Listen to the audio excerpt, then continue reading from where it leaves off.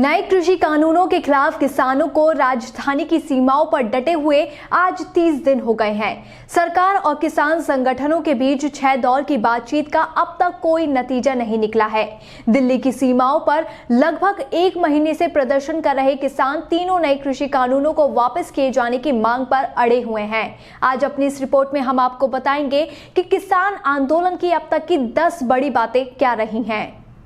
26 नवंबर को पंजाब और हरियाणा के हजारों की संख्या में किसान आकर दिल्ली के समीप सिंघू और टिकरी बॉर्डर पर आकर जुट गए थे।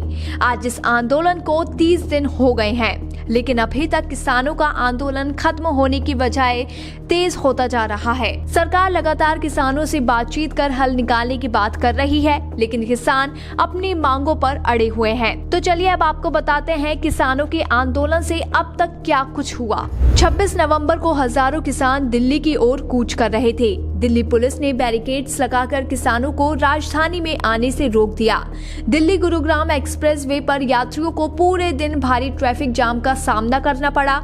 दिल्ली मेट्रो सेवाएं कुछ लाइन पर निलंबित कर दी गईं। 27 नवंबर को दिल्ली की सीमाओं टिकरी सिंघू बॉर्डर पर पहुंचे हजारों की तादाद में किसानों का स्वागत ठंडे पानी की बौछारों से किया गया। इसी दिन केंद्र सरकार ने प्रदर्शनकारी किसानों को बुराड़ी के निरंकारी ग्राउंड में विरोध प्रदर्शन करने की अनुमति दी। इसके साथ ही केंद्रीय कृषि मंत्री नरेंद्र सिंह तोमर ने नए कृषि कानूनों पर चर्चा के लिए सभी किसानों को आमंत्रित किया, लेकिन किसानों ने निरंकारी ग्राउंड जाने का ऑफर अस्वीकार कर दिया।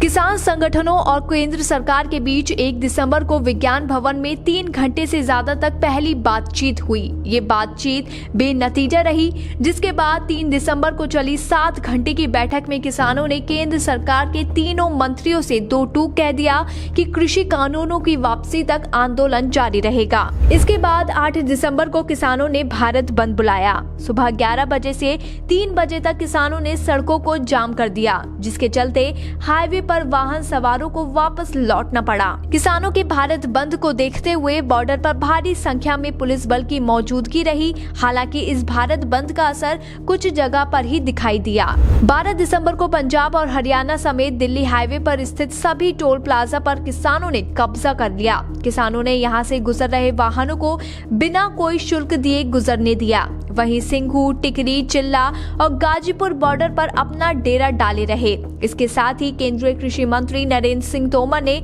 विपक्ष पर किसानों की समस्या के समाधान के रास्ते में रोड़ा अटकाने का आरोप लगाया। 15 दिसंबर को 3 नए कृषि कानूनों को लेकर किसानों को गुमराह करने के लिए विपक्षी दलों पर तीखा हमला करते हुए प्रधानमंत्री नरेंद्र मोदी ने किसानों के प्रति अपनी सरकार की प्रतिबद्धता को दोहराया। उन्होंने कहा कि किसानों के हितों की रक्षा करना उनकी सरकार की सर्वोच्च प्राथमिकता है। किसान आंदोलन के 21वें दिन एक 65 साल के किसान ने सिंघू बॉर्डर प्रदर्शन स्थल पर आत्महत्या कर ली।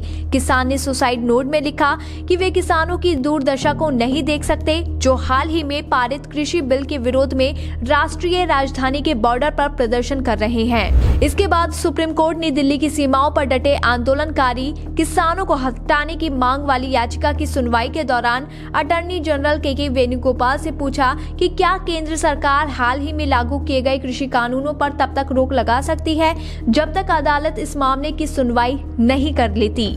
20 दिसंबर को बॉर्डर पर प्रदर्शनकारी किसानों ने आंदोलन शुरू होने के बाद से दम तोड़ने वाले 31 किसानों को श्रद्धांजलि दी। हालांकि प्रदर्शनकारी किसानों ने इन सभी मृत्यु के लिए केंद्र सरकार को जिम्मेदार ठहराया है। 23 दिसंबर को देश के 20 राज्यों के 3,13,363 किसानों ने नए कृषि कानूनों के समर्थन में सरकार के पास अपने हस्ताक्षर के साथ एक पत्र भेजा।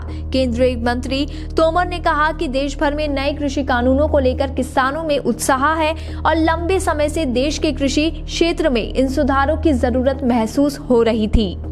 BBPN की रिपोर्ट। ताज़ा खबरों के लिए बने रहिए BBPN नेटवर्क के साथ, क्योंकि यहाँ आपको खबरें मिलेंगी नए भारत की।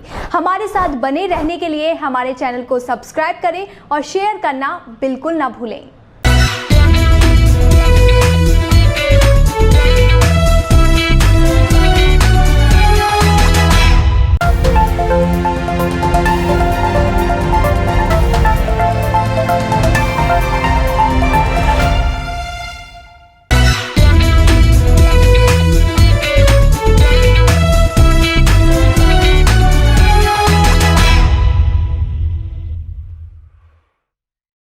ममता के घर में अमित शाह की हुंकार। गृह मंत्री बोले, शहीद खुदीराम बोस के घर जाकर मिली ऊर्जा, ममता जैसी ओछी राजनीति नहीं देखी।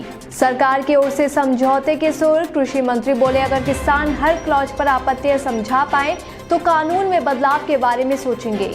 राजधानी दिल्ली में हुई कांग्रेस की बैठक। पार्टी में बढ़ते असंतोष के बीच सोनिया गांधी ने बुलाई बड़ी बैठक। मीटिंग में राहुल और प्रियंका गांधी भी रहे मौजूद। मध्य प्रदेश में सीएम शिवराज पर कांग्रेस का पलटवार। दिग्विजय सिंह ने लगाया आरोप, कहा शिवराज के करीबी अफसर नीरज वशिष्ठ ने 2 बार गुजरात के सीएम को भेजे 5-5 करोड़ रुपए। सोनिया गांधी का महाराष्ट्र के सीएम उद्धव ठाकरे को पत्र। कांग्रेस अध्यक्ष ने लिखा, महाराष्ट्र में SC/ST उद्यमों को मिले आरक्षण। संजय राउत बोले, सरकार पर कोई दबाव नहीं। छत्तीसगढ़ में तेज हुआ बयान पलटवार का सिलसिला। छत्तीसगढ़ के गृह मंत्री बोले, भाजपा नेताओं के घर में नहीं होते मंदिर। बृजमन अग्रवाल ने कहा, मेरे आंगन में आए, आपका स्वागत है। भारतीय स्टार्टअप का उपग्रह लॉन्च होगा। 2021 में 24 उपग्रहों को एक साथ किया जाएगा लॉन्च। 24 घंटे रियल टाइम इमेज से फंसे शहरों को देख सकेंगे बदलाव। ठंड से कांपा उत्तर भारत। पंजाब में 10 साल का रिकॉर्ड टूटा। दिल्ली बनी शिमला। राजस्थान के सभी 33 जिलों में पारा 7 डिग्री से नीचे। चीन को अमेरिकी झटका। चीन की दर्जनों कंपनियों को अमेरिका ने ब्लैकलिस्ट में डाला। मानवाधिकार का उल्लंघन का आरोप। एक और धोखेबाजी। नीरव मोदी का सौतेला भाई नेहल मोदी अमेरिका में फंसा। नेहल पर 10 करोड़ रुपए की डायमंड धोखाधड़ी का आरोप। सेंट्रल KYC का बढ़ा दायरा। सेंट्रल रजिस्ट्री में अब लीगल फर्म्स के भी KYC डेटा होंगे अपलोड। 1 अप्रैल 2021 से लागू होगा ये नियम। प्रधानमंत्री कौशल विकास योजना। इस योजना का तीसरा चरण अगले महीने होगा शुरू। योजना के तहत 1 करोड़ लोगों को प्रशिक्षण देने का लक्ष्य है। पाकिस्तान को सताया हमले का डर। पाकिस्तान के विदेश मंत्री बोले, सर्जिकल स्ट्राइक के लिए तैयार है भारत, उसे दोस्तों की हरी झंडी का इंतजार। 3 महीने में दूसरी बार पाकिस्तान चीन से कर्ज लेकर सऊदी अरब का चुकाया उधार। अब भी $1 अरब बकाया। भारत पहली बार हारा डे नाइट टेस्ट। कोहली पहली बार टॉस जीतकर हारे मैच। भारत ने एक पारी में बनाया अब तक का सबसे कम स्कोर। 96 साल पुराना टूटा रिकॉर्ड। दहाई का आंकड़ा नहीं छू सके भारत के बल्लेबाज। टीम ने अपने टेस्ट इतिहास का बनाया सबसे कम स्कोर। सिंधु का ओलंपिक पर फोकस। 9 महीने बाद करेंगे वापसी। फिजियो और फिटनेस ट्रेनर ले जाने की मंजूरी। ट्रोल्स के निशाने पर नेहा कक्कड़ ने नए गाने के लिए उड़ाया प्रेगनेंसी का मजाक। सोशल मीडिया यूजर ने लिखा, आप पर लानत है। विकास को ट्विटर की चेतावनी। एक और शिकायत मिली तो सस्पेंड होगा ट्विटर अकाउंट। विकास बोले, मुझे समझ नहीं आया कि ऐसा क्यों हुआ। 36 साल की हुई अंकिता लोखंडे। सुशांत से ब्रेकअप के बाद अंकिता की जिंदगी में आए विक्की जैन। अगले साल विक्की जैन से शादी कर सकती हैं अंकिता। ताज़ा खबरों के लिए बने रहिए BBPN नेटवर्क के साथ, क्योंकि यहाँ आपको खबरें मिलेंगी नए भारत की। हमारे साथ बने रहने के लिए हमारे चैनल को सब्सक्राइब करें और शेयर करना बिल्कुल ना भूलें।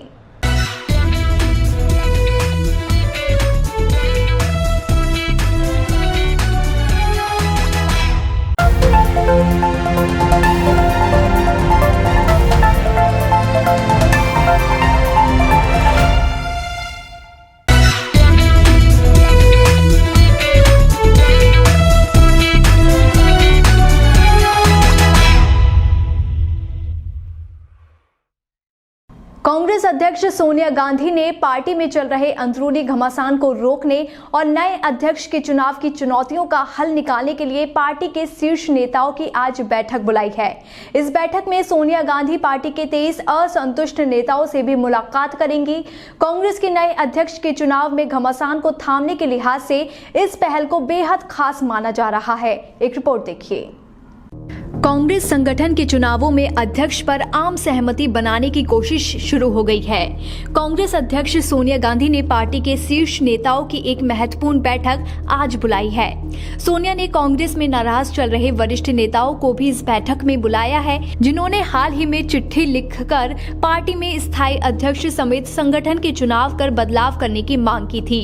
माना जा रहा है कि इस बैठक में सोनिया गांधी पार्टी के नए अध्यक्ष के चुनाव को लेकर पार्टी के वरिष्ठ वरिष्ठ नेताओं के साथ चर्चा कर सकती हैं। आपको बता दें कि हाल ही में कांग्रेस के वरिष्ठ नेता और मध्य प्रदेश के पूर्व मुख्यमंत्री कमलनाथ ने कांग्रेस अध्यक्ष सोनिया गांधी से मुलाकात की थी। माना जा रहा है कि कमलनाथ ने मिलकर कांग्रेस अध्यक्ष को सलाह दी थी कि उन्हें खुद पार्टी के इन नेताओं से मिलकर इनकी नाराजगी दूर करनी चाहिए, क्योंकि ये सभी पार्टी के वरिष्ठ नेता हैं और उनका अपना राजनीतिक कद है। कांग्रेस सूत्रों का कहना है कि सोनिया से कुछ ऐसे नेता भी मिल सकते हैं जो लंबे समय से पार्टी से नाराज चल रहे हैं। हालांकि वे पत्र पर हस्ताक्षर करने वाले नेताओं में शामिल नहीं हैं। मुलाकात के दौरान कांग्रेस के पूर्व अध्यक्ष राहुल गांधी और पार्टी महासचिव प्रियंका गांधी के उपस्थित रहने को लेकर अभी स्थिति साफ नहीं हुई है। हालांकि इस ताजा घटनाक्रम में प्रियंका की भी अहम भूमिका मानी जा रही है। सूत्रों का कहना है कि इन नेताओं की सोनिया गांधी से मुलाकात के बाद सुलह की गुंजाइश बढ़ सकती है। आपको बता दें कि अगस्त में गुलाम नबी आजाद, आनंद शर्मा और कपिल सिब्बल समेत कांग्रेस के 23 नेताओं ने सोनिया गांधी को पत्र लिखकर पार्टी के लिए सक्रिय अध्यक्ष होने और व्यापक संगठनात्मक बदलाव करने की मांग की थी। इसे कांग्रेस के कई नेताओं ने पार्टी नेतृत्व और खासकर गांधी परिवार को चुनौती दिए जाने के तौर पर लिया। कई नेताओं ने गुलाम नबी आजाद के खिलाफ कार्रवाई की मांग भी की। इतना ही नहीं, बिहार विधानसभा चुनाव और कुछ और राज्यों के उपचुनाव में कांग्रेस के निराशाजनक प्रदर्शन के बाद भी आजाद और सिब्बल ने पार्टी की कार्यशैली की खुलकर आलोचना की थी और इसमें व्यापक बदलाव की मांग की। इसके बाद से वे फिर से कई कांग्रेस के नेताओं के निशाने पर आ गए थे। ऐसे में सोनिया गांधी के आवास 10 जनपद पर आज होने वाली कांग्रेस के वरिष्ठ नेताओं की ये बैठक काफी अहम मानी जा रही है। इसके साथ ही अटकलें ये भी लगाई जा रही हैं कि नाराज पार्टी के वरिष्ठ नेताओं को मनाने के साथ साथ सोनिया गांधी की इस बैठक में कांग्रेस अध्यक्ष पद पर चर्चा हो सकती है। राहुल गांधी कांग्रेस अध्यक्ष पद के लिए तैयार नहीं हो सके तो ऐसे में गांधी परिवार के किसी वफादार को अध्यक्ष की कुर्सी सौंपी जाएगी। इसे लेकर बैठक में मंथन भी किया जा सकता है। इसके अलावा सोनिया गांधी के राजनीतिक सचिव अहमद पटेल का निधन हो चुका है और ऐसे में उन्हें भी एक अपना सेनापति चुनने की जरूरत है जो पार्टी के वरिष्ठ और युवा नेताओं में संतुलन बना सके। BBPN की रिपोर्ट। ताज़ा खबरों के लिए बने रहिए BBPN नेटवर्क के साथ, क्योंकि यहाँ आपको खबरें मिलेंगी नए भारत की। हमारे साथ बने रहने के लिए हमारे चैनल को सब्सक्राइब करें और शेयर करना बिल्कुल ना भूलें।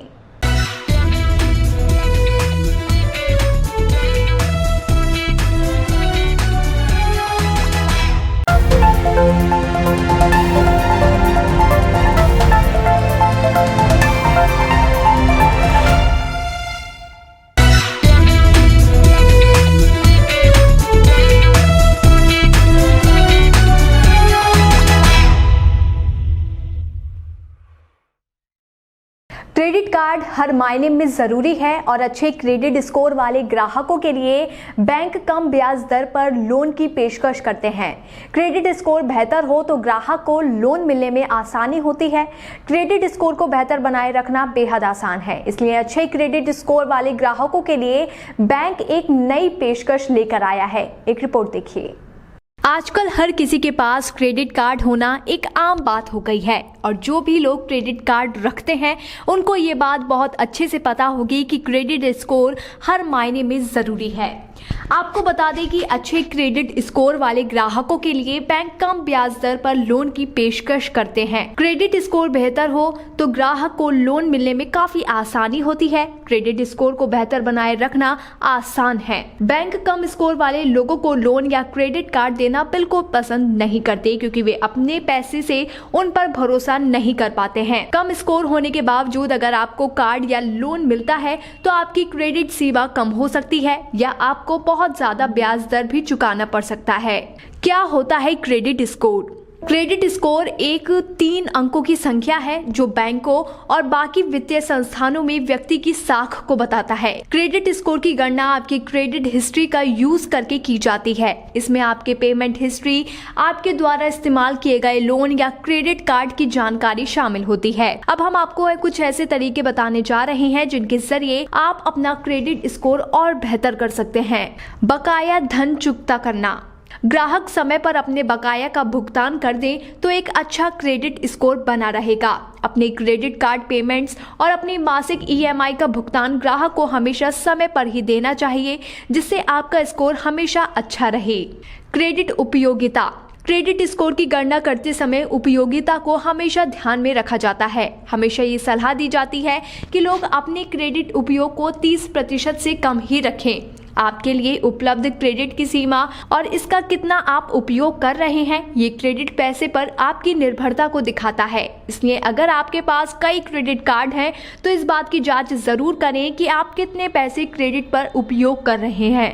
क्रेडिट कार्ड में QUR क्या होता है? QUR क्रेडिट यूटिलाइजेशन का रेशियो होता है। अगर आपके क्रेडिट कार्ड की लिमिट 1 लाख है और आप एक महीने में 50,000 रुपए खर्च करते हैं तो आपका QUR 50% ही होगा। अपने QUR को 20 से 30% बनाए रखना एक आदर्श स्थिति को दर्शाता है। आपको बता दें कि क्रेडिट स्कोर को बेहतर बनाने के लिए क्रेडिट रिपोर्ट की जांच भी करते रहना चाहिए। ऐसा करने से आपको अपनी रिपोर्ट में गलतियों की पहचान करने में काफी मदद मिलेगी। अगर आप अपनी रिपोर्ट में गलतियां पाते हैं तो आपको इसे तुरंत ठीक करवाना बहुत जरूरी है। बाजार में ग्राहकों को आकर्षित करने के लिए अधिक ऑफर दिए जाते हैं, जिनके चक्कर में आकर कभी भी खरीदारी नहीं करनी चाहिए। ये ध्यान देना चाहिए कि कौन सी चीज आपकी जरूरत के लिए है और कौन सी चीज आपको सिर्फ पसंद आ रही है। मतलब अपनी जरूरत की चीज को ही खरीदे, ना कि हर चीज को। बाकी बचा हुआ पैसा क्रेडिट कार्ड के बकाया और अन्य लोन को चुकाने में लगाकर अपने क्रेडिट स्कोर में सुधार कर सकते हैं। BBPN की रिपोर्ट। ताज़ा खबरों के लिए बने रहिए BBPN नेटवर्क के साथ, क्योंकि यहाँ आपको खबरें मिलेंगी नए भारत की। हमारे साथ बने रहने के लिए हमारे चैनल को सब्सक्राइब करें और शेयर करना बिल्कुल ना भूलें।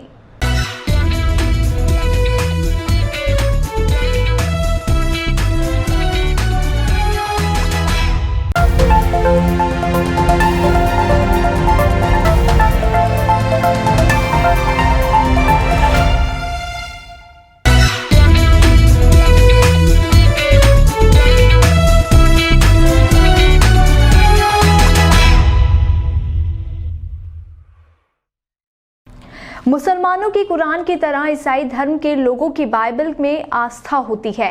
बाइबल और कुरान में बहुत से नैतिक मूल्य एक दूसरे से मेल खाते हैं। हालांकि बहुत कम लोग इन सभी नियमों का पालन कर पाते हैं। अपनी इस रिपोर्ट में हम आपको बताएंगे कि बाइबल में किन बातों के लिए सख्ती से मना किया गया है। ईसाई धर्म का धर्म ग्रंथ बाइबल होता है, जिसे बाइबल भी कहा जाता है। बाइबल को कब लिखा गया, इस बात की कोई पुष्टि नहीं है। फिर भी ईसाई धर्म को स्थापित करने में सेंट पॉल का नाम सबसे पहले लिया जाता है।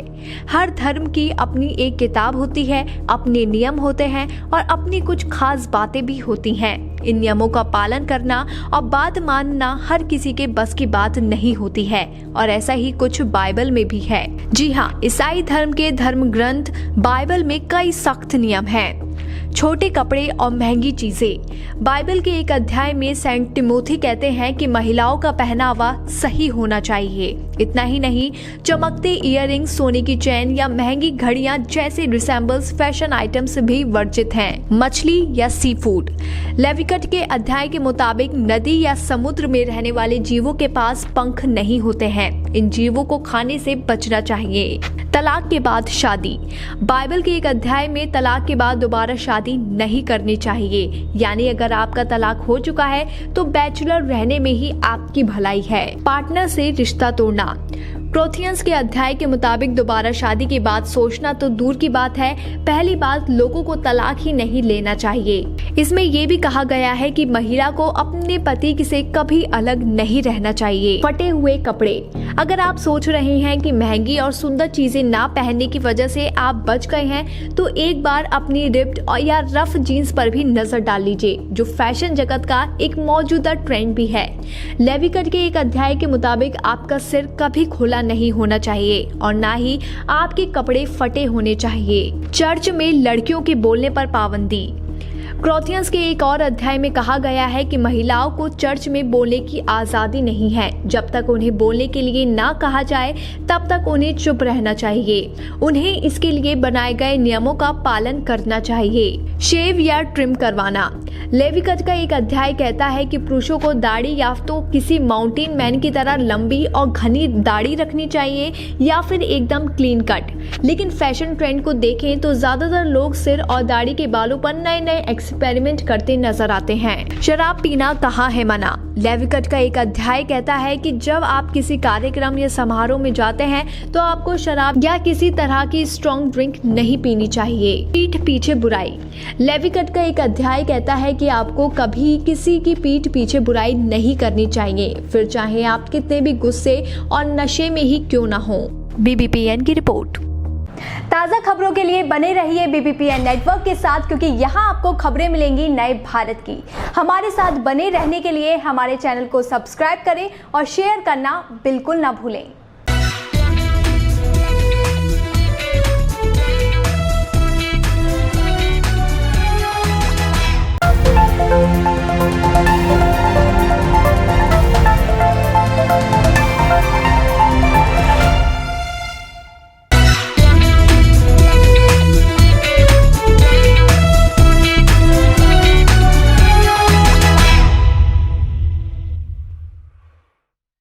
बिहार चुनाव में कांग्रेस के खराब प्रदर्शन और इसके बाद पार्टी में छाई निष्क्रियता के बाद पार्टी के नेतृत्व को लेकर फिर बवाल मच चुका है। खबर है कि अहमद पटेल के निधन के बाद कांग्रेस अध्यक्ष सोनिया गांधी ने मध्य प्रदेश के पूर्व मुख्यमंत्री और परिवार के वफादार कमलनाथ पर भरोसा जताते हुए उन्हें नए संकट मोचक की भूमिका सौंपने की तैयारी कर ली है। इसके साथ ही कांग्रेस बागी विधायकों को साधने की कोशिश में भी जुट गई है। एक रिपोर्ट देखिए। कांग्रेस में बागी नेताओं को साधने की तैयारी शुरू हो गई है। जल्द कई प्रदेश अध्यक्ष बदले जाएंगे, कुछ नेताओं को अहम पद भी दिए जा सकते हैं। दरअसल कांग्रेस लीडरशिप से नाराज चल रहे नेताओं को कांग्रेस अध्यक्ष सोनिया गांधी ने मिलने के लिए बुलाया है। कांग्रेस अध्यक्ष सोनिया गांधी जल्द ही कांग्रेस से नाराज चल रहे वरिष्ठ नेताओं से मुलाकात कर सकती हैं। हाल ही में पार्टी के 23 वरिष्ठ नेताओं ने सोनिया गांधी को चिट्ठी लिखकर पार्टी में स्थायी अध्यक्ष समेत संगठन के चुनाव कर बदलाव करने की मांग की थी। सोनिया गांधी नाराज चल रहे नेताओं में से कुछ वरिष्ठ नेताओं से 19 तारीख को मुलाकात करेंगी। आपको बता दें कि हाल ही में पार्टी के वरिष्ठ नेता और मध्य प्रदेश के पूर्व मुख्यमंत्री कमलनाथ सिंह ने कांग्रेस अध्यक्ष से मिलकर सलाह दी थी कि उन्हें खुद इन नेताओं से मिलकर इनकी नाराजगी दूर करनी होगी, क्योंकि ये सभी कोई छोटे मोटे नेता नहीं हैं, बल्कि वरिष्ठ नेता हैं जिनका राजनीति में बड़ा कद है। दूसरी तरह कांग्रेस ने गुजरात, मुंबई और तेलंगाना प्रदेश अध्यक्ष बदलने की तैयारी कर ली है।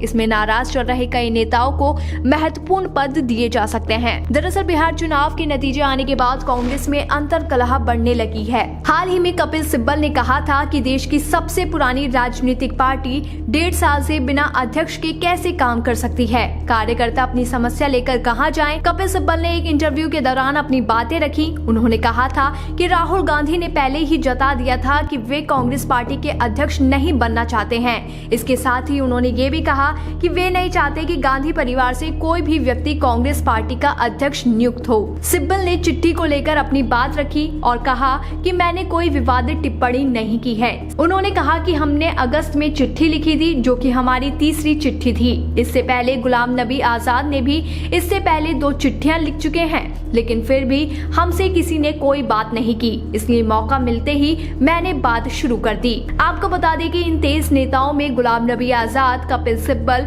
आनंद शर्मा, मनीष तिवारी, भूपेंद्र सिंह हुड्डा, राज बब्बर जैसे कई नेता शामिल हैं। बिहार चुनाव के नतीजों के बाद तो इनमें से कुछ नेताओं ने तेवर और भी सख्त कर लिए हैं और गुलाम नबी आजाद ने तो यहां तक कह दिया है कि कांग्रेस का संगठन निचले स्तर पर खत्म हो चुका है और पार्टी को 5 स्टार कल्चर की लत लग गई है। खैर, अब कांग्रेस में मचे कलेश को सोनिया गांधी खत्म कर पाती हैं या नहीं, ये देखना बेहद दिलचस्प होगा।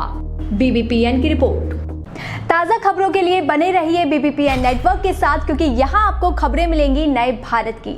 हमारे साथ बने रहने के लिए हमारे चैनल को सब्सक्राइब करें और शेयर करना बिल्कुल ना भूलें।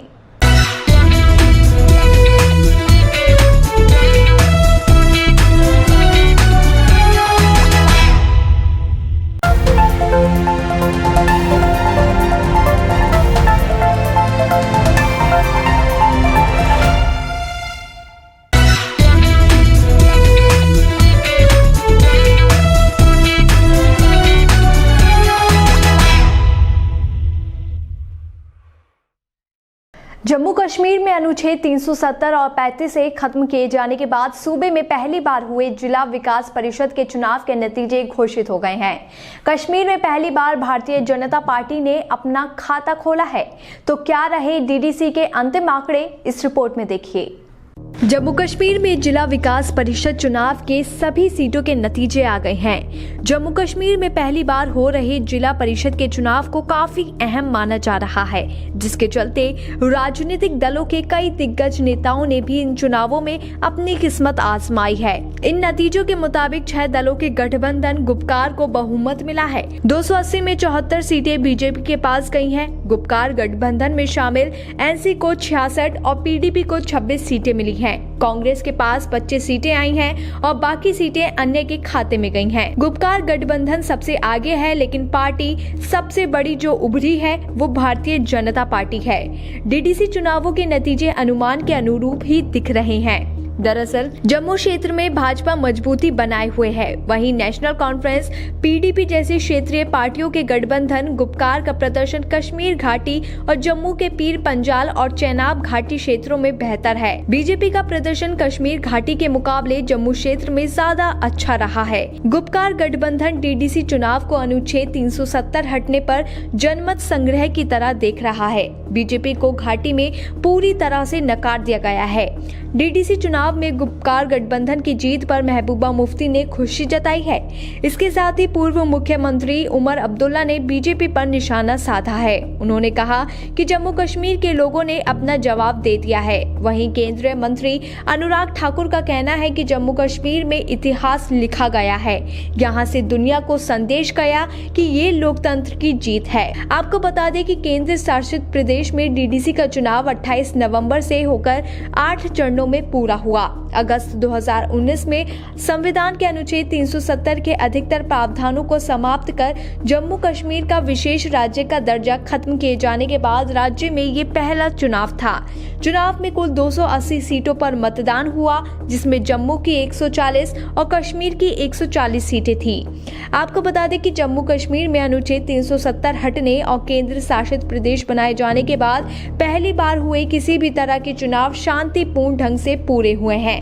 जिला विकास परिषद यानी डीडीसी चुनाव के नतीजे में गुपकार गठबंधन ने कश्मीर घाटी और भारतीय जनता पार्टी ने जम्मू क्षेत्र में अपना दबदबा बनाया है। हालांकि बीजेपी के लिए अच्छी खबर ये है कि उसने कश्मीर घाटी में भी अपना खाता खोल लिया है। इसके साथ ही अगर सिर्फ पार्टी की बात करें तो इन चुनावों में बीजेपी सबसे बड़ी पार्टी बनकर उभरी है। BBPN की रिपोर्ट। ताज़ा खबरों के लिए बने रहिए BBPN नेटवर्क के साथ, क्योंकि यहाँ आपको खबरें मिलेंगी नए भारत की। हमारे साथ बने रहने के लिए हमारे चैनल को सब्सक्राइब करें और शेयर करना बिल्कुल ना भूलें।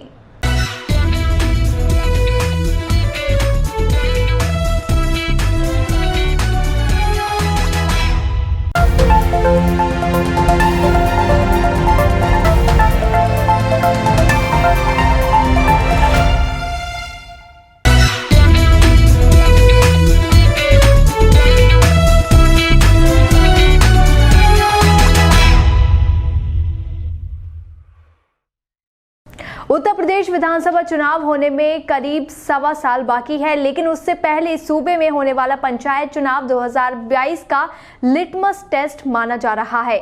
यूपी में ग्राम प्रधानों का कार्यकाल आज खत्म हो रहा है और पंचायत चुनाव को लेकर अभी तक कोई आधिकारिक घोषणा नहीं हुई है। इसके बावजूद पंचायत चुनाव को लेकर सियासी सरगर्मियां तेज हो गई हैं और इस बार का पंचायत चुनाव सियासी दलों की राजनीति का बड़ा अखाड़ा बनने जा रहा है। एक रिपोर्ट देखिए। देश के सबसे बड़े राज्य यानी उत्तर प्रदेश में पहली बार पंचायत चुनाव में राजनीतिक दल बड़ी संख्या में कार्यकर्ताओं को चुनावी मैदान में उतारने की तैयारी कर रहे हैं। इसमें सत्ताधारी बीजेपी से लेकर कांग्रेस, सपा, बसपा, अपना दल, आम आदमी पार्टी और AIMIM समेत तमाम विपक्षी पार्टियां अपनी किस्मत आजमाने की जुगत में हैं। यही वजह है कि गाँव में किसी न किसी बहाने से पार्टी नेताओं ने दस्तक देना शुरू कर दिया है, जिससे सूबे की सियासी तपिश बढ़ने बढ़ने लगी है। आपको बता दें कि उत्तर प्रदेश के कुल 59,163 ग्राम पंचायतों के मौजूदा ग्राम प्रधानों का कार्यकाल आज यानी 25 दिसंबर को पूरा हो रहा है। वहीं 3 जनवरी 2021 को जिला पंचायत अध्यक्ष जबकि 17 मार्च को क्षेत्र पंचायत अध्यक्ष का कार्यकाल पूरा हो रहा है। ऐसे में राज्य में एक साथ ग्राम प्रधान, ग्राम पंचायत सदस्य और 823 ब्लॉक के क्षेत्र पंचायत सदस्य और 75 जिले पंचायत के सदस्यों के 3200 पदों पर चुनाव कराए जाने की योजना बनाई जा रही है। यूपी चुनाव आयोग सूबे के पंचायत चुनाव को अगले साल मार्च में हर हाल में कराने की तैयारी में है।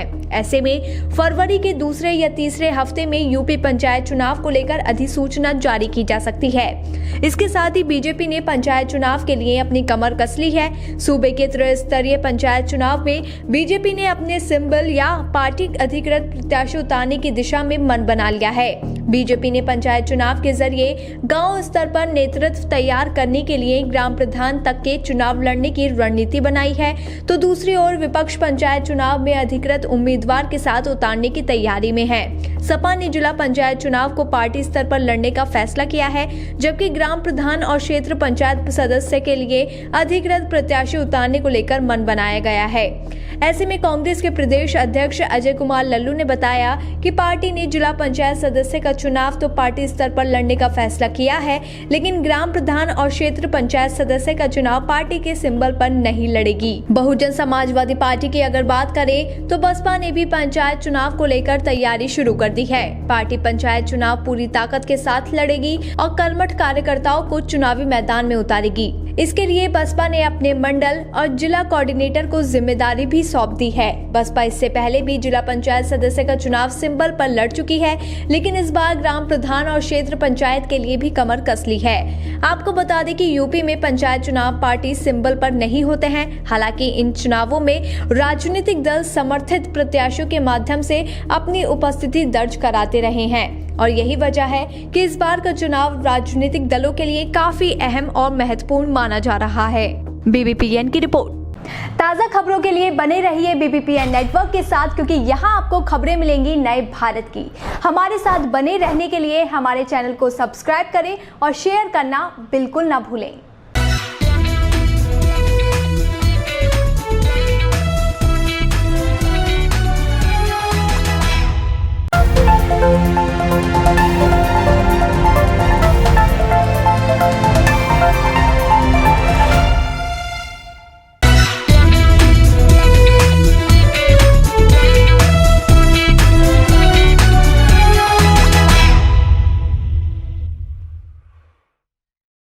वैसे तो 9 साल की उम्र बच्चों के खेलने, कूदने और पढ़ने की होती है, लेकिन कुछ बच्चे इस उम्र में कमाई करना भी शुरू कर देते हैं। एक ऐसा ही बच्चा है रेयान। रेयान ने 6 साल की उम्र से ही कमाई करना शुरू कर दिया था। अब आप सोच रहे होंगे कि भला 9 साल का बच्चा कितना ही कमाता होगा, लेकिन जनाब ये भूल सोचने की आप बिल्कुल ना करें। तो कितना कमाते हैं रेयान और क्या है इनका काम, इस रिपोर्ट में देखिए। कहते हैं कि सफलता हासिल करने की कोई उम्र और कोई एक तरीका नहीं होता है, और ये बात अमेरिका के रेयान काजी को देखकर सही मालूम होती है। दरअसल 9 साल के रेयान काजी यूट्यूब चैनल से सबसे ज्यादा कमाई करने वाले कंटेंट क्रिएटर बन गए हैं। रेयान ने साल 2020 में अपने यूट्यूब चैनल से 29.5 मिलियन डॉलर यानी 2017 करोड़ रुपए की कमाई की है। आपको बता दें कि रेयान पिछले 5 साल से रेयांस वर्ल्ड नाम का यूट्यूब चैनल चला रहे हैं और ये जानकारी फोर्ब्स मैगजीन ने दी है। रेयान का मूल नाम रेयान गुआन है। रेयान ने साल 2019 में भी अपने यूट्यूब चैनल से 191 करोड़ रुपए की कमाई की थी। वहीं साल 2018 में चैनल से उनकी कमाई 161 करोड़ रुपए की हुई थी। आपको बता दें कि रेयान के माता पिता ने साल 2015 में उनका चैनल लॉन्च किया था। उस समय रेयान 4 साल के भी नहीं हुए थे। रेयान के यूट्यूब चैनल के 27.7 मिलियन सब्सक्राइबर हैं। रेयान अभी तीसरी क्लास के स्टूडेंट हैं और वे 9 यूट्यूब चैनल चलाते हैं। रेयान के कई वीडियो 1 अरब से ज्यादा बार देखे जा चुके हैं। वे पिछले 3 साल से लगातार सबसे ज्यादा कमाई करने वाले यूट्यूबर हैं। रेयान अपने चैनल पर खिलौनों की रिव्यू करते हैं। अपने यूट्यूब चैनल पर रेयान साइंस से जुड़े अलग अलग डाइट एक्सपेरिमेंट भी करते रहते हैं। इसके अलावा वो अपनी ऑडियंस के मनोरंजन के लिए अलग अलग तरह का कंटेंट अपने चैनल पर डालते रहते हैं। वे अपने चैनल पर ब्रांडेड खिलौनों और कपड़ों के बारे में भी बताते हैं। वे पहले यूट्यूबर हैं जिनके बारे में न्यूयॉर्क सिटी में होने वाली सालाना परेड पर चर्चा हुई थी। उनकी तारीफ में एक वीडियो भी परेड में दिखाई गई थी। रेयान ने ये वीडियो अपने चैनल पर भी शेयर किया है। एक रिपोर्ट के अनुसार रेयान के पिता 32 साल के हैं और उनका नाम शियोन गुआन है और वे पिछले साल पढ़ाई के लिए टेक्सास से जापान शिफ्ट कर चुके हैं। उनकी मां लुआन गुआन 36 साल की हैं और वे हाई स्कूल में केमिस्ट्री पढ़ाती हैं। मां मूल रूप से वियतनाम की हैं। BBPN की रिपोर्ट। ताज़ा खबरों के लिए बने रहिए BBPN नेटवर्क के साथ, क्योंकि यहाँ आपको खबरें मिलेंगी नए भारत की। हमारे साथ बने रहने के लिए हमारे चैनल को सब्सक्राइब करें और शेयर करना बिल्कुल ना भूलें।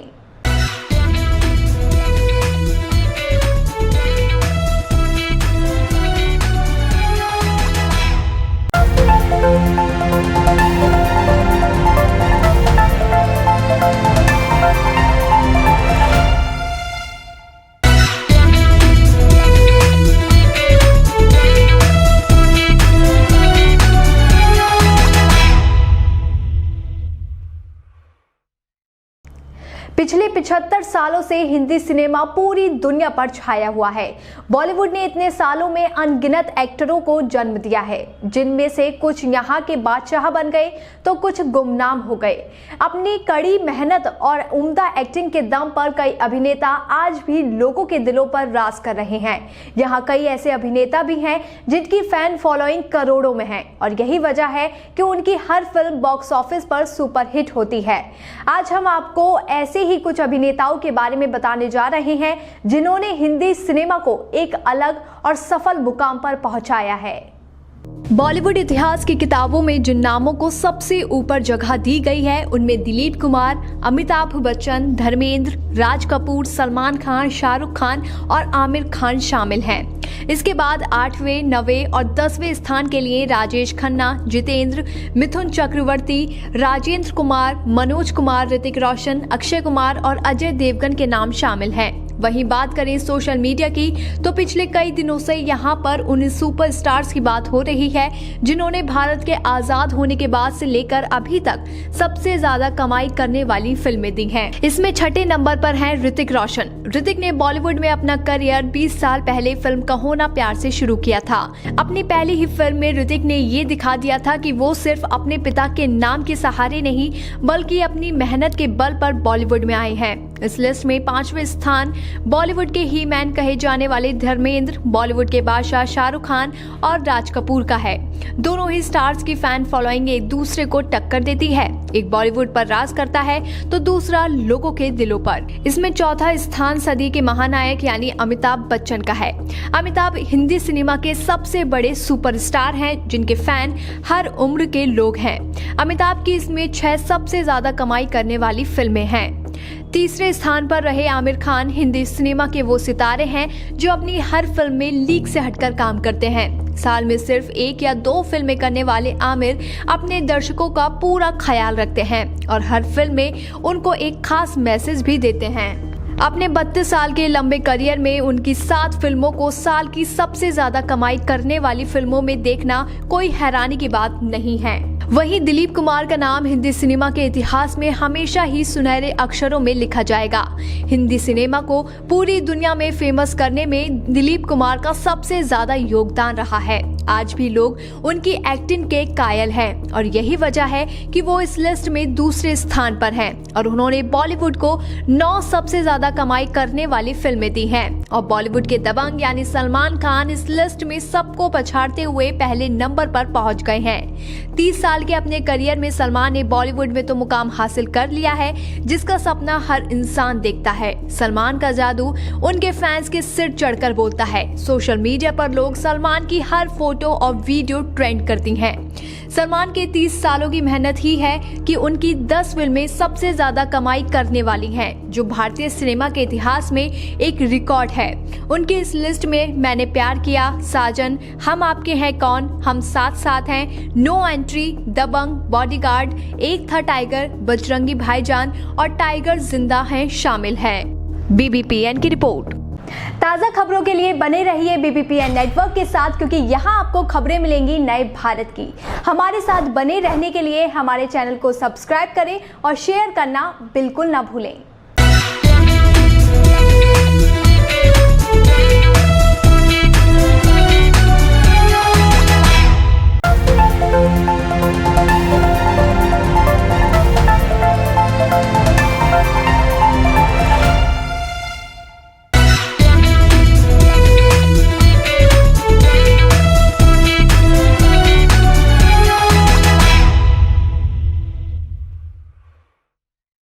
राजधानी दिल्ली में पारा लगातार गिरता जा रहा है। मौसम विभाग का मानना है कि दिल्ली इस वक्त शीतलहर की चपेट में है। वहीं ऐसा अनुमान है कि महीने के अंत तक दिल्ली को 2 डिग्री का टॉर्चर भी झेलना पड़ सकता है। पहाड़ों पर हुई जोरदार बर्फबारी से मैदानी इलाकों में पाला पड़ रहा है। एक रिपोर्ट देखिए। राजधानी दिल्ली में बारिश के बाद ठंड और कोहरे का प्रकोप देखने को मिल रहा है और इस बीच मौसम विभाग की चेतावनी ने दिल्ली वासियों की टेंशन और बढ़ा दी है। दरअसल विभाग की तरफ से चेतावनी दी गई है कि दिल्ली पर ठंड का टॉर्चर अभी तो बस शुरू ही हुआ है। उनके मुताबिक आज दिल्ली में दिन में भी जबरदस्त ठंड होगी और शीतलहर चलेगी। दिल्ली और उसके आसपास के इलाकों में बर्फीली हवाओं से पारा लुढ़क कर 3 डिग्री पहुंच गया है। पूरा उत्तर भारत शीतलहर की चपेट में है। दिल्ली में आज सुबह का तापमान 3.5 डिग्री के आसपास दर्ज किया गया। लगातार गिर रहे तापमान और शीतलहर की वजह से आने वाले दिनों के लिए मौसम विभाग ने ऑरेंज अलर्ट जारी कर दिया है। तो दूसरी ओर हिंदुस्तान के पहाड़ जम चुके हैं, नदी नाले ठंड से ठहर चुके हैं। पहाड़ों पर -, डिग्री के टॉर्चर से देश के कई राज्यों में लोगों को परेशानी हो रही है। दिल्ली में ये इस मौसम का सबसे कम तापमान था। वहीं इसने 10 साल का रिकॉर्ड भी तोड़ दिया है। इससे पहले 2011 में 16 दिसंबर को न्यूनतम तापमान 5 डिग्री था। वहीं अभी आधा दिसंबर ही बीता है, लेकिन जिस हिसाब से तापमान गिर रहा है, विभाग ने चेतावनी दी है कि उससे पारा कहीं 0 के करीब ना चला जाए। इस बार पहाड़ों पर भी नवंबर महीने में ही बर्फबारी शुरू हो गई थी। वहीं 12 दिसंबर को जबरदस्त बर्फबारी हुई है। वहां से चल रही बर्फीली हवाएं दिल्ली को जमा देने पर तुली हुई हैं। देश की जन्नत कहे जाने वाले कश्मीर शहर में न्यूनतम तापमान 0 से और नीचे चला गया है। मौसम विभाग के अधिकारियों ने बताया कि बीती रात श्रीनगर में इस मौसम में अब तक की सबसे सर्द रात रही है। घाटी में रात के तापमान में गिरावट जारी है और आसमान साफ रहा है। IMD के क्षेत्रीय पूर्वानुमान केंद्र के प्रमुख कुलदीप श्रीवास्तव ने बताया कि पश्चिमी विक्षोभ की वजह से पश्चिमी हिमालय में भारी बर्फबारी हुई और अब शीतलहर के मैदानी इलाकों की ओर बढ़ने की वजह से तापमान में गिरावट आ रही है। IMD मैदानी इलाकों के लिए शीतलहर की घोषणा तब करता है जब न्यूनतम तापमान 10 डिग्री सेल्सियस या इससे नीचे हो और लगातार 2 दिन तक सामान्य से 4.5 डिग्री सेल्सियस कम हो। उन्होंने बताया कि दिल्ली जैसे छोटे इलाके के लिए शीतलहर की घोषणा तब भी की जा सकती है जब उक्त स्थितियां 1 दिन के लिए भी बन जाएं। इसके साथ ही राजस्थान के पर्यटन स्थल माउंट आबू में पारा एक बार फिर जमाव बिंदु से नीचे चला गया है। माउंट आबू में न्यूनतम तापमान 0 से 1.0 डिग्री सेल्सियस नीचे दर्ज किया गया। BBPN की रिपोर्ट। ताज़ा खबरों के लिए बने रहिए BBPN नेटवर्क के साथ, क्योंकि यहाँ आपको खबरें मिलेंगी नए भारत की। हमारे साथ बने रहने के लिए हमारे चैनल को सब्सक्राइब करें और शेयर करना बिल्कुल ना भूलें।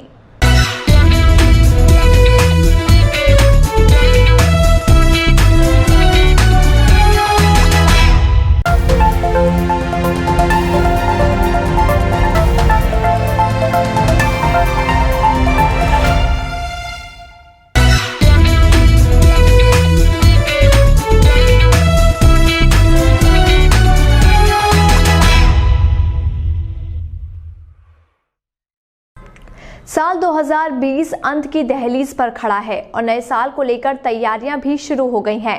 वैसे तैयारियां तो चुनावी अखाड़े को लेकर भी अभी से तेज हैं। दरअसल अगले साल की शुरुआत में ही देश के 5 राज्यों में विधानसभा चुनाव होने हैं। अब भले ही चुनाव अलग अलग दिशाओं के राज्यों में हो, लेकिन ज्यादातर सियासी दलों का चुनावी अड्डा अलग नहीं है। ऐसा हम क्यों कह रहे हैं और किस राज्य पर है ज्यादातर पार्टियों का फोकस, इस रिपोर्ट में देखिए। साल 2021 के शुरुआत में ही एक साथ देश के 5 राज्यों में विधानसभा चुनाव होने जा रहे हैं, जिनमें पश्चिम बंगाल, असम, तमिलनाडु, केरल और केंद्र शासित राज्य पुडुचेरी शामिल है। अब भले ही 5 राज्यों में चुनाव होने हो, लेकिन सबसे ज्यादा चर्चा पश्चिम बंगाल चुनाव की है। यहाँ ममता बनर्जी की टीएमसी और बीजेपी के बीच कांटे का मुकाबला देखने की संभावना है। इन दोनों दलों के अलावा लेफ्ट और कांग्रेस गठबंधन के साथ साथ अलग अलग राज्यों की छोटी पार्टियों ने भी बंगाल की चुनावी रणभूमि में अपनी किस्मत आजमाने का दांव चला है, जबकि बाकी 4 राज्यों में चुनाव को लेकर उत्सुकता नहीं दिख रही है। पश्चिम बंगाल से सटे हुए झारखंड की सत्ता पर काबिज झारखंड मुक्ति मोर्चा यानी जेएमएम के प्रमुख हेमंत सोरेन ने बंगाल चुनाव लड़ने की तैयारी शुरू कर दी है। झारखंड के मुख्यमंत्री हेमंत सोरेन ने ऐलान किया है कि पश्चिम बंगाल चुनाव में जेएमएम न सिर्फ प्रत्याशी खड़ी करेगी, बल्कि पूरे दमखम से चुनाव लड़ेगी। जेएमएम का टारगेट बंगाल में 25 से भी ज्यादा सीटों पर चुनाव लड़ने का है। इसके अलावा झारखंड की दूसरी क्षेत्रीय पार्टी आरजेसू ने भी बंगाल के सियासी रण में उतरने का फैसला किया है। इसके साथ ही बिहार में बीजेपी के सहयोग से एनडीए की सरकार चला रहे नीतीश कुमार की पार्टी जेडीयू ने पश्चिम बंगाल चुनाव लड़ने का ऐलान किया है। माना जा रहा है कि बंगाल की 294 सीटों में से 75 सीटों पर जेडीयू अपना प्रत्याशी उतार सकती है। जेडीयू बंगाल की उन सीटों पर नजर लगाए हुए है जो बिहार से सटे हुए इलाके में आती हैं। हालांकि जेडीयू बंगाल में किस पार्टी के साथ मिलकर चुनाव लड़ेगी, इसके पत्ते अभी तक नहीं खुले हैं। बिहार चुनाव के बाद ही एआईएमआईएम के प्रमुख असदुद्दीन ओवैसी ने पश्चिम बंगाल में चुनाव लड़ने का ऐलान कर दिया था। इसके बाद ओवैसी ने हाल ही में बंगाल नेताओं के साथ बैठक भी की थी और जल्द ही राज्य का दौरा भी करने वाले हैं। ओवैसी की नजर बंगाल के मुस्लिम बहुल इलाके की विधानसभा सीटों पर है। माना जा रहा है कि एआईएमआईएम बिहार के सीमांचल से सटे हुए बंगाल के इलाके की विधानसभा सीटों पर काफी मजबूती के साथ चुनावी किस्मत आजमा सकती है। माना जा रहा है कि बंगाल की 100 सीटें हैं जहां मुस्लिम मतदाता काफी निर्णायक भूमिका में हैं, जिसके जरिए ओवैसी बंगाल की सियासत में एंट्री करना चाहते हैं। अब ओवैसी का मिशन बंगाल कितना सफल हो पाता है या नहीं, ये तो वक्त आने पर ही पता चलेगा। खैर, वक्त तो यूपी की सत्ता पर 4 बार काबिज रही बसपा सुप्रीमो मायावती भी पश्चिम बंगाल विधानसभा चुनाव में अपना देना चाहती हैं। बसपा बंगाल में चुनाव से पहले भी लड़ती रही है, जिसके चलते इस बार भी चुनाव लड़ने की पूरी संभावना है। इस बार बसपा करीब 150 सीटों पर चुनावी किस्मत आजमा सकती है। वहीं उत्तर प्रदेश की प्रमुख विपक्षी पार्टी समाजवादी पार्टी ने बंगाल में चुनाव नहीं लड़ने का ऐलान किया है और ममता बनर्जी का समर्थन किया है। इससे पहले सपा बंगाल में चुनाव लड़ती रही है। अब देखना होगा कि इन पार्टियों में से किसे बंगाल की जनता सत्ता में आने का मौका देना चाहती है। बीबीपीएन की रिपोर्ट। ताज़ा खबरों के लिए बने रहिए बीबीपीएन नेटवर्क के साथ, क्योंकि यहाँ आपको खबरें मिलेंगी नए भारत की। हमारे साथ बने रहने के लिए हमारे चैनल को सब्सक्राइब करें और शेयर करना बिल्कुल ना भूलें।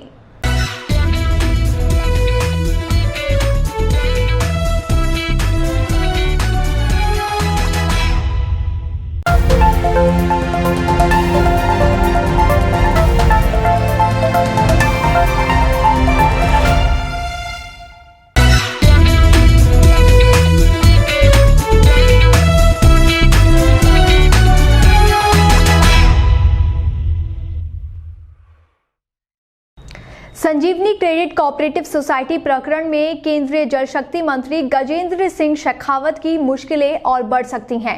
कोर्ट से नोटिस मिलने के साथ ही राजस्थान की गहलोत सरकार के तल्ख तेवर भी उनकी परेशानी बढ़ा सकते हैं। आखिर क्या है ये पूरा मामला जिसमें कोर्ट ने शेखावत को जारी किया नोटिस, इस रिपोर्ट में देखिए। संजीवनी क्रेडिट कोऑपरेटिव घोटाला मामला फिर से गर्मा गया है। राजस्थान हाईकोर्ट की जोधपुर खंडपीठ ने यूनियन ऑफ इंडिया समेत सभी 17 पक्षकारों को नोटिस जारी कर दिया है। नोटिस पाने वालों में राजस्थान के बीजेपी सांसद और केंद्रीय मंत्री गजेंद्र सिंह शेखावत और उनकी पत्नी नौनंद कन्वर का भी नाम शामिल है। हाईकोर्ट ने ये नोटिस संजीवनी पीड़ित संघ की याचिका पर सुनवाई करते हुए जारी किए हैं। संजीवनी पीड़ित संघ का दावा है कि कोऑपरेटिव सोसाइटी में लोगों ने भारी रकम निवेश की थी, लेकिन उन्हें पैसा वापस नहीं किया गया और उनका गलत तरीके से गबन कर लिया गया। क्या है पूरा मामला? संजीवनी क्रेडिट कोऑपरेटिव सोसाइटी को राजस्थान सोसाइटी एक्ट के तहत 2008 में रजिस्टर्ड कराया गया था। इसके बाद 2010 में ये society multi state cooperative society के रूप में बदल गई। इस सोसाइटी के पहले मैनेजिंग डायरेक्टर विक्रम सिंह थे, जो घोटाले की जांच के प्रमुख नाम भी हैं। विक्रम सिंह को ही इस पूरे घोटाले का मास्टरमाइंड माना जाता है, जिनकी गिरफ्तारी भी अब हो चुकी है। राजस्थान हाईकोर्ट में दायर याचिका में बताया गया है कि संजीवनी क्रेडिट कोऑपरेटिव सोसाइटी ने लोगों से भारी निवेश कराया। निवेशकों को फर्जी रिकॉर्ड पोस्टर दिखाकर धोखे में रखा गया। लोगों ने जो पैसा सोसाइटी में निवेश किया था वो अभी तक उन्हें नहीं लौटाया गया है। ये पूरा घोटाला करीब 900 करोड़ का बताया जा रहा है, जो हजारों की संख्या में लोगों ने निवेश किया था।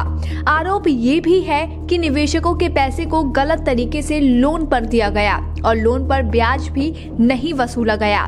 कुछ निवेशकों की तरफ से इसकी शिकायत की गई तो मामला राजस्थान एसओजी तक पहुंचा। अगस्त 2019 में इसमें एफआईआर दर्ज की गई और जांच टीम को फेक लोन से जुड़े तमाम सुराग मिले। मामले में सोसाइटी के अधिकारियों की गिरफ्तारियां की गईं। आपको बता दें कि इस पूरे घोटाले के मास्टरमाइंड कहे जाने वाले विक्रम सिंह और गजेंद्र सिंह के बीच कनेक्शन बताया जाता है। दोनों की साथ में तस्वीर भी काफी चर्चा बटोर चुकी है। इसके साथ ही आरोप ये भी है कि निवेशकों का पैसा गलत तरीके से विक्रम सिंह के खातों में ट्रांसफर हुआ और विक्रम सिंह ने एक ऐसी कंपनी से शेयर खरीदे जिसके शेयर होल्डर गजेंद्र सिंह भी थे। हालांकि इस मामले में पहले हाईकोर्ट गजेंद्र सिंह शेखावत को राहत भी दे चुका है। दरअसल गजेंद्र सिंह की भूमिका की जांच को लेकर दायर एक शिकायत पर निचली अदालत ने आदेश दिए थे कि जिन हाईकोर्ट ने रोक लगा दी थी, लेकिन अब जबकि संजीवनी पीड़ित संघ की तरफ से हाईकोर्ट में याचिका लगाई गई है, तो जोधपुर खंडपीठ ने गजेंद्र सिंह को भी नोटिस जारी कर दिया है। गजेंद्र सिंह को कोर्ट के नोटिस के बाद ही मुख्यमंत्री अशोक गहलोत ने भी मंगलवार को ही क्रेडिट सोसाइटियों को गफलत को लेकर उच्च अधिकारियों की समीक्षा बैठक बुलाई। इस बैठक में मुख्यमंत्री ने लोगों की जमा पूंजी हड़पने वाली क्रेडिट कोऑपरेटिव सोसाइटियों पर शिकंजा कसने और पीड़ितों को पैसा वापस दिलाने के लिए कानून में बदलाव के निर्देश दिए हैं। बीबीपीएन की रिपोर्ट। ताज़ा खबरों के लिए बने रहिए बीबीपीएन नेटवर्क के साथ, क्योंकि यहाँ आपको खबरें मिलेंगी नए भारत की। हमारे साथ बने रहने के लिए हमारे चैनल को सब्सक्राइब करें और शेयर करना बिल्कुल ना भूलें।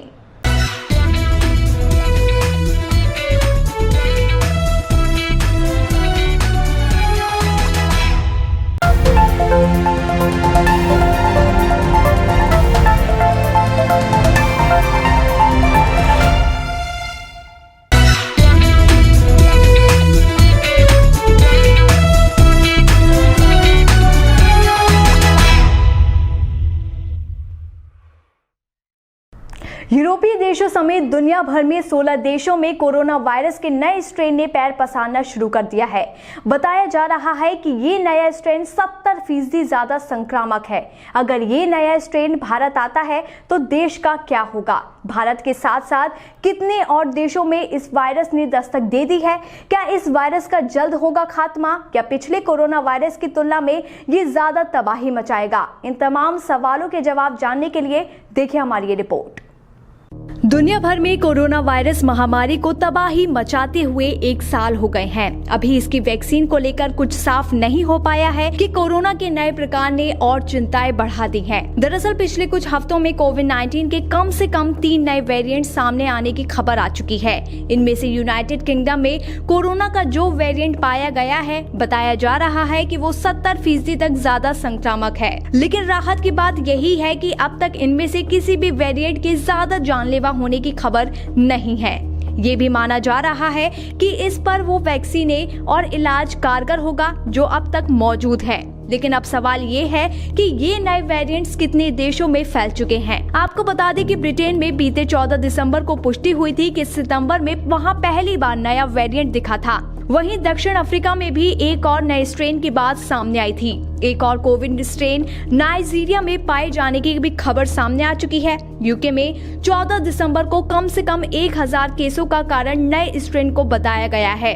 इसके साथ ही स्वीडन में वो नया स्ट्रेन पाया जा चुका है जो यूके में फैल चुका है। दक्षिण अफ्रीका में पिछले हफ्ते यूके के वेरिएंट से म्यूटेट होने वाले नए स्ट्रेन की पुष्टि हो चुकी है। सिंगापुर में भी यूके वाले वेरिएंट के पहले केस की पुष्टि की गई है। स्पेन में भी ऐसे ही 4 केस सामने आए हैं। वहीं जापान में भी नए वेरिएंट के पहले 5 केस सामने आ चुके हैं। चिंता जताई जा रही है कि वायरस तेजी से फैलने की आशंका और संकेत भी हैं। इटली में भी इसके केस मिलने लगे हैं। साथ ही कनाडा में इस वेरिएंट के पहले 2 केस सामने आने की बात कही गई है। आपको बता दें कि भारत में अब तक नए स्ट्रेन के मिलने की कोई आधिकारिक पुष्टि नहीं हुई है, जबकि एहतियात के तौर पर ब्रिटेन आने जाने वाली उड़ानों को 31 दिसंबर तक रद्द किया जा चुका है। भारत ही नहीं, अन्य देश भी ब्रिटेन की उड़ानों को स्थगित या रद्द कर चुके हैं। स्थिति की समीक्षा के बाद ये उड़ानें फिर से शुरू की जाएंगी। BBPN की रिपोर्ट। ताज़ा खबरों के लिए बने रहिए BBPN नेटवर्क के साथ, क्योंकि यहाँ आपको खबरें मिलेंगी नए भारत की। हमारे साथ बने रहने के लिए हमारे चैनल को सब्सक्राइब करें और शेयर करना बिल्कुल ना भूलें।